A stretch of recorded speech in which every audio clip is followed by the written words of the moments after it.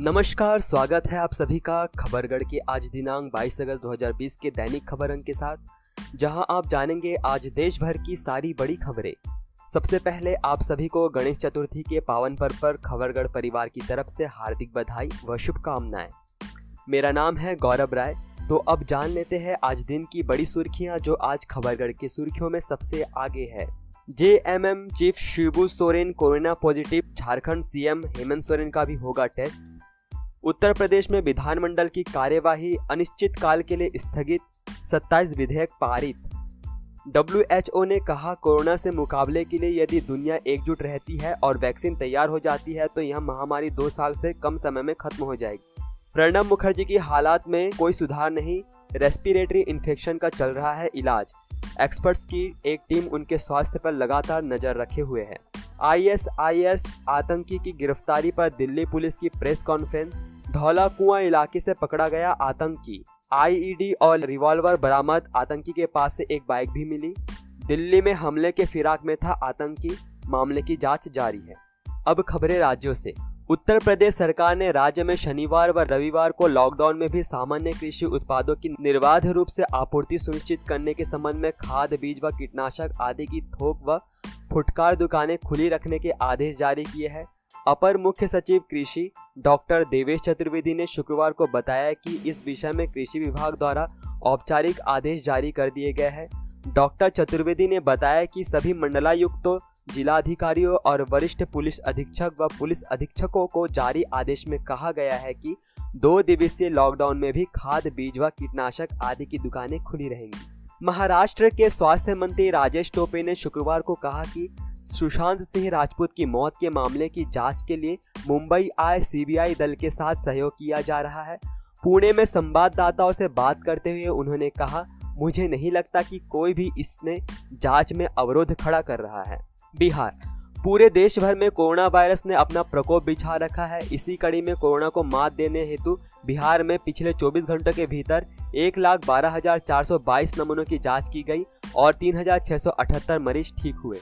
पश्चिम बंगाल के कोलकाता से एक मामला सामने आया है, जहां लोगों की भीड़ ने जबरन एक शादीशुदा महिला की शादी कुछ बिहार में रहने वाले दूसरे युवक से करा दी।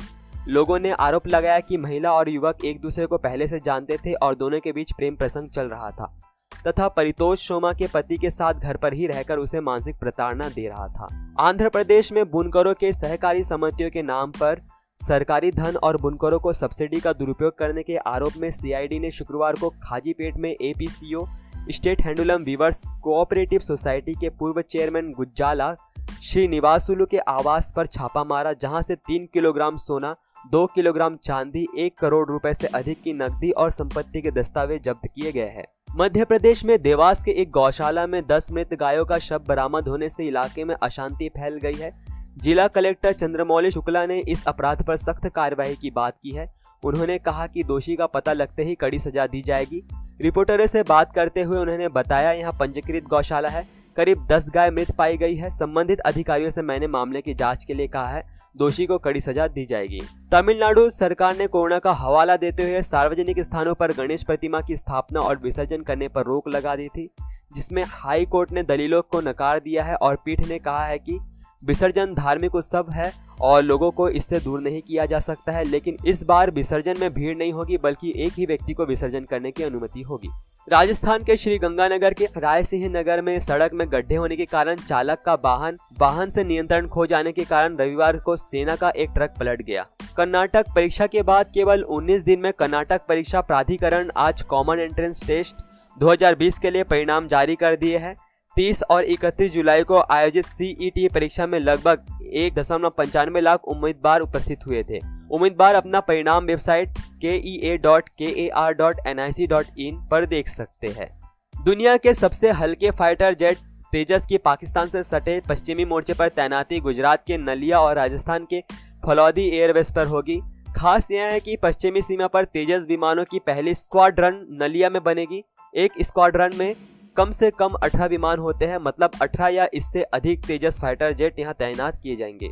ओडिशा में भारी बारिश होने के कारण जाजपुर जिले के दशरथपुर ब्लॉक के दुदरुअंता पंचायत कंठपड़ा में बैतरणी नदी में 50 फुट की खाई बन गई है। इससे सैकड़ों हेक्टेयर जमीन में जल जमाव हो गया है। लगातार हो रही भारी बारिश के कारण प्रदेश में अब तक 5 लोगों की मौत हो चुकी है।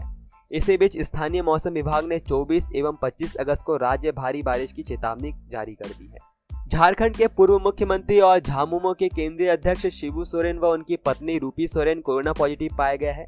गौरतलब है कि एक बार पहले भी श्री सोरेन की जांच हुई थी, उस वक्त वे नेगेटिव पाए गए थे, लेकिन शुक्रवार देर शाम वे और उनकी पत्नी दोनों पॉजिटिव पाए गए। झारखंड में कोरोना संक्रमितों का रिकवरी रेट 65.15 पर पहुंच गया है। अब करीब 33% मरीज ही संक्रमित है। असम प्रांत में बाढ़ का कहर झेलने वाले 1000 परिवारों को नारायण सेवा संस्थान की ओर से भोजन सामग्री का वितरण किया जाएगा। यह सामग्री लाचोन गांव, तिनसुकिया, लाइबिल, शिवसागर और मिरीपोठार, जोरहाट के बाढ़ प्रभावित क्षेत्रों में वितरित की जाएगी। संस्थान अब तक 1000 परिवारों में से 200 परिवारों को सहायता प्रदान कर चुका है। पंजाब के तरन तारण से लगी अंतर्राष्ट्रीय सीमा पर बीएसएफ इंडिया ने 5 घुसपैठियों को ढेर किया। पंजाब से लगी अंतर्राष्ट्रीय सीमा पर तैनात बीएसएफ इंडिया की 103वीं बटालियन ने घुसपैठियों की संदेहास्पद गतिविधियों को नोटिस किया। सीमा पार ना करने की चेतावनी देने पर घुसपैठियों ने फायरिंग शुरू कर दी, जिसके बाद हुई मुठभेड़ में 5 घुसपैठिए मारे गए हैं। छत्तीसगढ़ में छात्रों ने इस महीने के अंत तक 14,580 पदों पर होने वाली भर्तियों पर नियुक्ति की मांग करते हुए नाराज छात्रों ने आज राजधानी रायपुर के बूढ़ा तालाब में धरना प्रदर्शन किया। प्रदर्शन कर रहे छात्रों का कहना है कि सरकार कोरोना वायरस का बहाना बनाकर भर्ती रोके हुए है।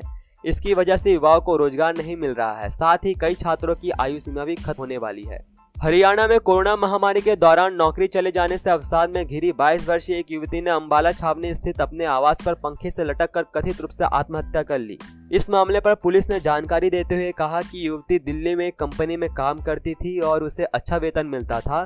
हालांकि हाल ही में हुई छंटनी में उस नौकरी से निकाल दिया गया था, जिसके बाद वह अंबाला स्थित अपने घर पर आ गई थी। दिल्ली पुलिस को मिली बड़ी कामयाबी। शुक्रवार को स्पेशल सेल ने एक हथियार तस्कर अब्दुल सलाम को गिरफ्तार किया है। उसके कब्जे से 20 पिस्टल और 50 कारतूस बरामद किए गए हैं। दिल्ली पुलिस स्पेशल सेल के डीसीपी प्रमोद कुशवाहा ने जानकारी देते हुए कहा कि सराय कालेखां के पास के किठौर के राधना निवासी अब्दुल सलाम को 20 ऑटोमेटिक पिस्टल, 40 मैगजीन और 50 कारतूस के साथ गिरफ्तार किया गया है। जम्मू कश्मीर के 2 शिक्षक राष्ट्रीय शिक्षक पुरस्कार के लिए चयनित हुए हैं। उधमपुर के सरकारी मिडिल स्कूल जाखड़ टिकरी के सुनील कुमार और श्रीनगर की रूही सुल्ताना के नाम केंद्रीय मानव संसाधन मंत्रालय की ओर से शुक्रवार को जारी सूची में शामिल है। उत्तराखंड में कोरोना महामारी को लेकर उत्तराखंड सरकार ने एक महत्वपूर्ण निर्देश जारी किया है। सरकार ने प्रदेश के लोगों को बाहर निकालने पर अनिवार्य रूप से मास्क लगाने का आदेश दिया है। बिना मास्क लगाए बाहर निकलने पर लगने वाले जुर्माने की राशि को दोगुना कर दिया गया है। जानकारी के मुताबिक पहले जहां बिना मास्क बाहर निकलने पर 100 रुपए का जुर्माना लगाया जाता था, अब इसके लिए 200 रुपए देने पड़ेंगे। हिमाचल प्रदेश में मापदंडों के अनुसार नई पंचायतों के प्रस्तावों की छंटनी का काम शुरू हो गया है। इन प्रस्तावों की छंटनी के बाद निर्धारित होगा कि इस बार पंचायती राज संस्थाओं के चुनाव से पहले कितनी नई पंचायतों बनाई जाएंगी। प्रदेश सरकार के पास अभी तक सभी 12 जिलों से कुल 475 नई पंचायत के प्रस्ताव पहुंचे हैं। मेघालय सरकार ने शुक्रवार को बड़ी घोषणा की है। पूर्वोत्तर के राज्य मेघालय की सरकार ने घोषणा की है कि आगामी 31 अगस्त 2020 से प्रदेश में प्रवेश के लिए 6 स्थानों पर पाबंदी लागू रहेगी। प्रदेश सरकार के मुख्य सचिव MS राव के मुताबिक मेघालय में प्रवेश के लिए विन्नी हाट, रतचेरा, वजेंग दोबा, टिक्करी किल्ला, मीर जुमला और हल्दियागंज से राज्य में प्रवेश पर आगामी 7 सितंबर तक के लिए प्रतिबंध लागू किया जा रहा है। सरकार ने आगे कहा, इस वक्त के दौरान के केवल आपातकालीन चिकित्सा और आवश्यक सेवाएं, माल और अंतर्राज्यीय वाहनों को गुजरने की अनुमति दी जाएगी। गोवा के मुख्यमंत्री प्रमोद सावंत ने गुरुवार को कोरोना बीमारी से ठीक हुए मरीजों से बातचीत की। इस दौरान उन्होंने कोरोना के प्रति जागरूकता फैलाने पर चर्चा की।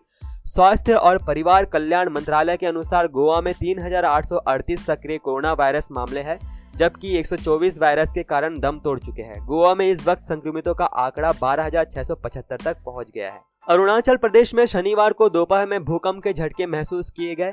रिक्टर स्केल पर भूकंप की तीव्रता 3.5 मापी गई है। नेशनल सेंटर फॉर सिस्मोलॉजी ने इसकी पुष्टि की है।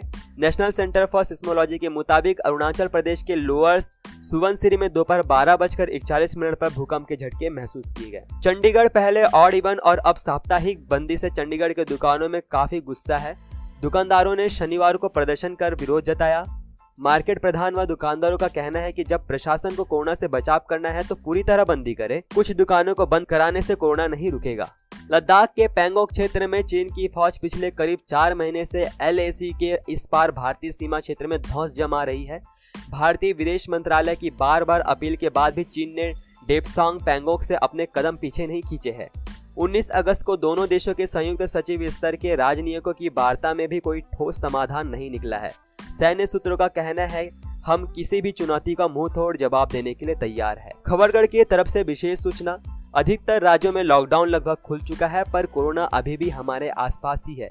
इससे बचने के लिए सरकारी दिशा निर्देशों का पालन करें। अगर आपको सर्दी, जुकाम, गले में दर्द की परेशानी हो तो राजकीय हेल्पलाइन नंबर 104 पर डॉक्टर से निःशुल्क परामर्श लें।